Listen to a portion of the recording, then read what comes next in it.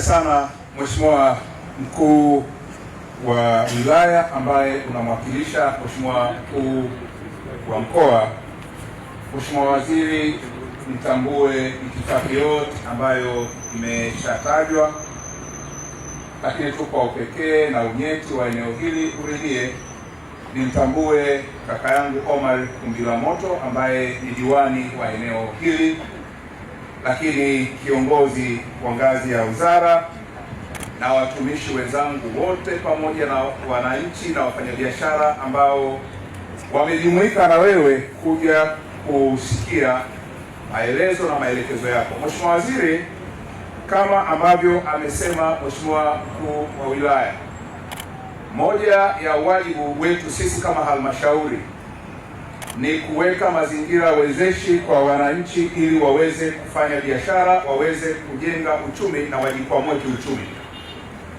Huo ndio hasa msingi wa uendeshaji wa halmashauri. Uko kwenye eneo ambalo kimsingi linatekeleza au lina justify maelezo hayo kwamba ni eneo ambalo wananchi, wachinjaji na wafanyabiashara wa mifugo wanafanya shughuli zao kujipatia fedha. Mheshimiwa Waziri, kama ulivyoona, machinjio yetu imewekezwa kwa kiasi kikubwa na serikali, na mwelekeo huo wa serikali ni kuifanya iwanufaishe wananchi. Iko mikakati ya halmashauri kuendelea kuwekeza zaidi kwenye machinjio haya ili wananchi waweze kufanya biashara, ili serikali iweze kupata pato na kurudisha mtaji ambao umewekwa hapa. Moja ya mwelekeo wetu sisi kama halmashauri ni kuendelea kutenga bajeti kila mwaka ili kuiwezesha machinjio hii. Lakini la pili, kwa mwelekeo wa serikali na ili wananchi waweze kupata mafanikio katika biashara ambazo wanazifanya, kuanzia wafanyabiashara wa mifugo kutoka mikoani, lakini wachinjaji ambao wako hapa, lakini wanaojishughulisha na mazao ya bidhaa zinazopatikana na mifugo yenyewe waweze kunufaika.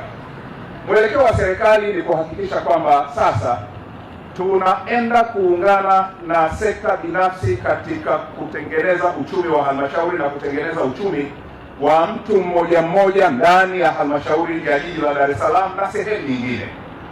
Kwa msingi huo, Mheshimiwa Waziri, tayari iko mipango ya kuboresha ufanyaji wa biashara kwenye eneo hili. Lakini eneo moja ambalo Mheshimiwa Waziri uniruhusu niseme, wafanyabiashara hawa sisi kama halmashauri tunaendelea kuwashukuru kwa ushirikiano wao mkubwa ambao wameendelea kutupatia. Mheshimiwa Waziri, utaona umetembea kwenda kwenye mabucha yetu, umejionea, lakini tumepokea changamoto za wafanyabiashara. Nikuhakikishie Mheshimiwa Waziri, halmashauri ya jiji la Dar es Salaam chini ya usimamizi wa mstahiki meya, lakini chini ya usimamizi wa wilaya kwa maana ya mkuu wa wilaya na mkoa, changamoto hizo tutaenda kuzitatua, na nikuhakikishie Mheshimiwa Waziri, tarehe 1 mwezi wa 8 tayari kiasi cha shilingi milioni 500 tumekitenga kwa ajili ya kuboresha mabucha yale ya pale nje. Tunaamini kwamba tutakwenda kutatua changamoto hizo, na katika hili Mheshimiwa Waziri, tuko serious na tuna zero tolerance katika utekelezaji wa chochote ambacho tunakipanga, na msingi wetu huo ni kuhakikisha wananchi hatua kwazo. Mheshimiwa Waziri, ni kuhakikishie tutasimamia maelekezo yako ambayo umeyatoa ndani, lakini tutasimamia maelekezo ambayo unayatoa sasa, na tuko tayari kupokea maelekezo hayo. Ni kuhakikishie kwa mwelekeo wa serikali na dira ya 2050 ya kuihusisha sekta binafsi tutaihusisha ipasavyo, lakini wananchi watahusishwa ipasavyo ili kujenga uchumi wa halmashauri ya jiji la Dar es Salaam ukawe endelevu, shindani na jumuishi. Asante Mheshimiwa Waziri.